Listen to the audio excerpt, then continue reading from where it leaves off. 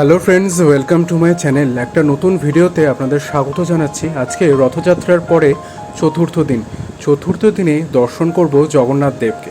বর্তমানে আমরা দাঁড়িয়ে রয়েছি মালদার যে গুন্ডিচা মন্দির তৈরি করা হয় তার ঠিক সামনে। এই বছরে 2025 সালে গুন্ডিচা মন্দির তৈরি করা হয়েছিল পুরী জগন্নাথ ধামের আদলে।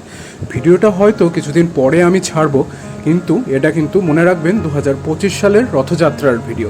তো এক ঝলক দেখে নিন জগন্নাথ ধামের যে পুরী মন্দির, সে মন্দিরের আদলে তৈরি করা হয়েছে মালদার গুন্ডিচা মন্দির। বাইরে থেকে স্বয়ং প্রভু দর্শন দিচ্ছেন। তো এবার আমরা ভিতরে যাব এবং ভিতরে জগন্নাথ দেবের রাজবেশ দর্শন করব। চলে এসেছি গুন্ডিচা মন্দিরের ভিতরে।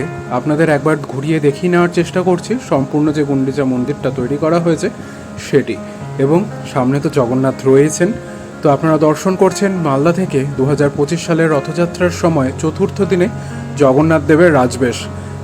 আমি চেষ্টা করেছি রথযাত্রার কয়েকদিন জগন্নাথ দেবকে দর্শন করার এবং আপনাদের সাথে শেয়ার করব। প্রত্যেক দিনেরটা আলাদাভাবেও থাকবে এবং একসাথেও রয়েছে জগন্নাথ দিনের রাজবেশ। তো আপনারা দেখছেন জগন্নাথ দেবের রাজবেশ। যদি জগন্নাথ দেবের রাজবেশ ভালো লেগে থাকে তাহলে একটা লাইক করে সাপোর্ট করে দেবেন।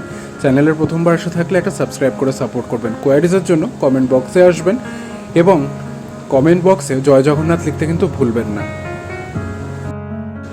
জগন্নাথ দেবকে দর্শনের পর এবার বেরোনোর পালা। চলছে যজ্ঞের প্রস্তুতি। তার আগে আরেক ঝলক দর্শন করে নিন জগন্নাথ দেবকে মালদা থেকে। পুরো স্টলটা যেটা গুন্ডিচা মন্দিরের ভিতরে তৈরি করা হয়েছে সেটা এক ঝলক আপনাদের ঘুরিয়ে দেখানোর চেষ্টা করলাম।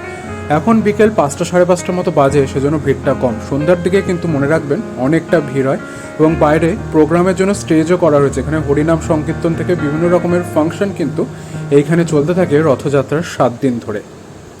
তো রথযাত্রার চতুর্থ দিনের এই ভিডিওটা আমি এখানেই শেষ করব। ভালো লাগলে লাইক, কমেন্ট, শেয়ার করবেন এবং চ্যানেলের